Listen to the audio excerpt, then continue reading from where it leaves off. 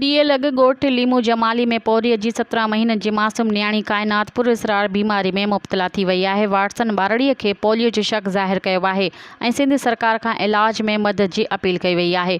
पोरियत सैफ जमाली जी 17 महीननि जी न्याणी काइनात जो मुख़्तलिफ़ शहरनि मां इलाज पिणु करायो वियो पर सिहत में सुधारो नाहे आयो। नींगरी जे वालिद चयो त असां ग़रीब आहियूं, वधीक इलाज जी सघन नाहे। सरकारी तोड़ी निजी अस्पतालुनि मां न्याणी जो इलाज करायो आहे। ॿारड़ीअ जे वालिद चयो त काइनात खे पुरअसरार बीमारी आहे। हिन वक़्त ताईं उन बीमारी जी सुञाणप नाहे थी सघी। पोलियो जो शक आहे। नींगरी जे वाटसन चयो त असां सिंध सरकार खे अपील करियूं था त न्याणी जो सरकारी ख़र्च ते इलाज कराए न्याणी जी जान बचाई वञे।